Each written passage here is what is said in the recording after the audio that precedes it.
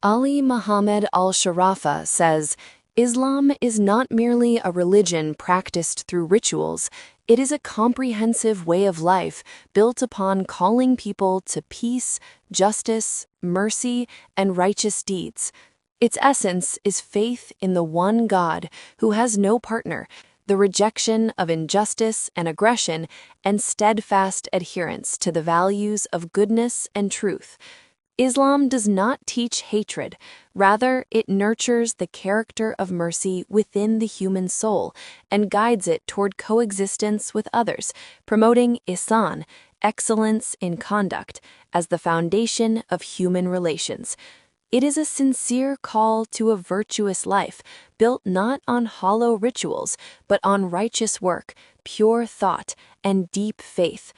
In an era where people are reconsidering their concepts and values and beginning to use their intellect to understand themselves and the world, Islam emerges as a rational and spiritual methodology.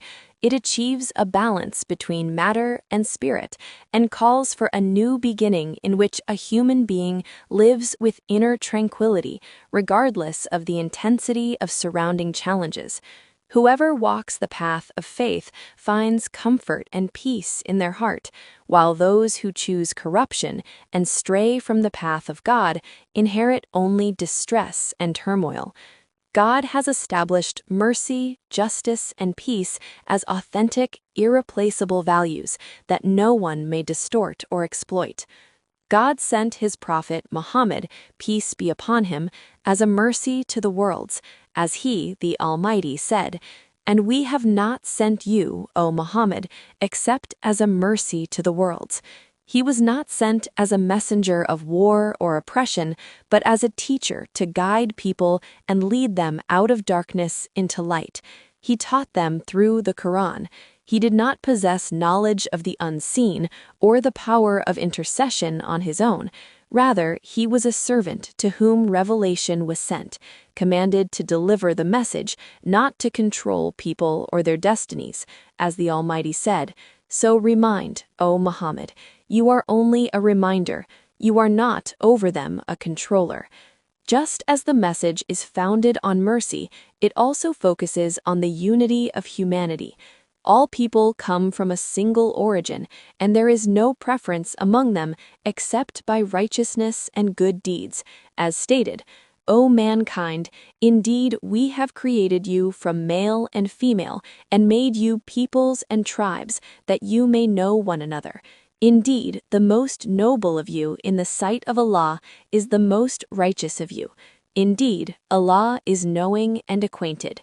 Therefore, the essence of true religion is one in all messages, worshiping God alone, spreading goodness, and rejecting polytheism and corruption.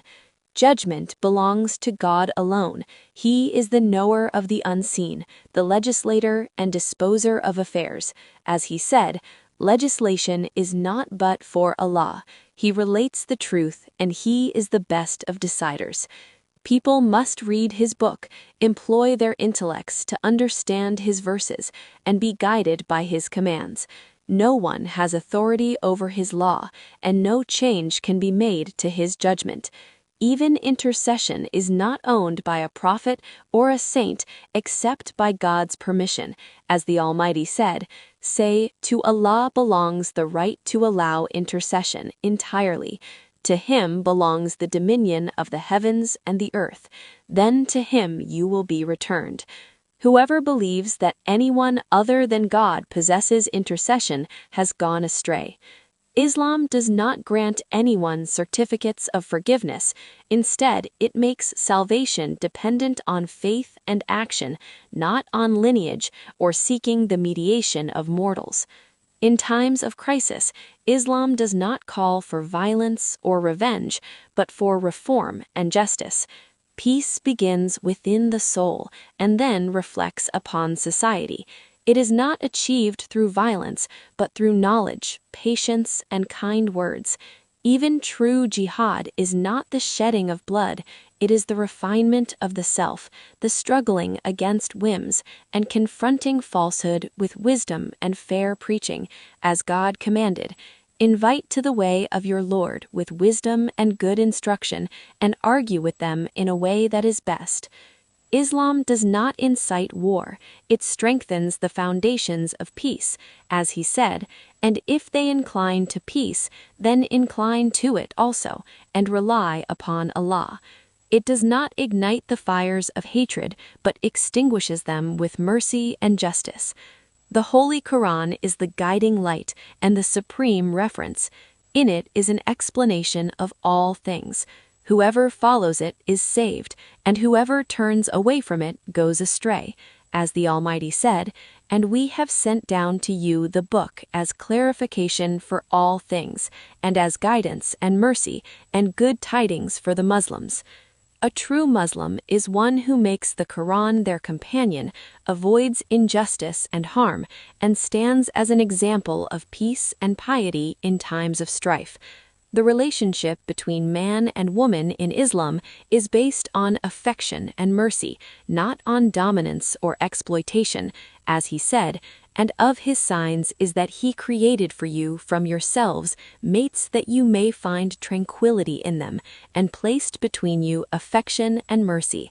There is no injustice in God's religion, only justice befitting human dignity." The Islam brought by Muhammad, peace be upon him, is the same as that called by Noah, Abraham, Moses, Jesus, and all the prophets. It differs only in form, while the substance remains worshiping God alone and adhering to knowledge and the path of truth. As the Almighty said, "He has ordained for you of religion what he enjoined upon Noah, and that which we have revealed to you, O Muhammad, and what he enjoined upon Abraham, Moses, and Jesus, to establish the religion and not to be divided therein. God has perfected this religion, completed his favor, and revealed the Quran as the final book, so there is no need for a new religion, and it is impermissible to alter God's commands or circumvent them." The Prophet Muhammad, peace be upon him, was not a god to be worshipped, nor a lord to be sanctified, but a servant of God. He died as all humans die, leaving us the book of God to complete the delivery of the message. As the Almighty said, "Indeed, you are to die, and indeed they are to die." Anyone who takes him as an intercessor without God's permission or believes that salvation is guaranteed through mere lineage or love has contradicted the Quran. No one possesses the power of intercession or judgment except God, and nothing is accepted by him except from those who come with a sound heart. Islam does not know terrorism, nor does it justify killing, intimidation, or oppression. Rather, it is a call to knowledge, helping others, and building societies on mercy. As the Almighty said, "Whoever kills a soul unless for a soul or for corruption done in the land, it is as if he had slain mankind entirely, and whoever saves one is as if he had saved mankind entirely." God has commanded us to reform ourselves before calling others and to spread kind words, not discord, because discord kills peace at its roots. On the day of resurrection, people will stand before God for judgment. No one shall intercede for them except their righteous deeds and faith. As the Almighty said, "It is the day when a soul will not possess for another soul a power to do a thing, and the command that day is entirely with Allah.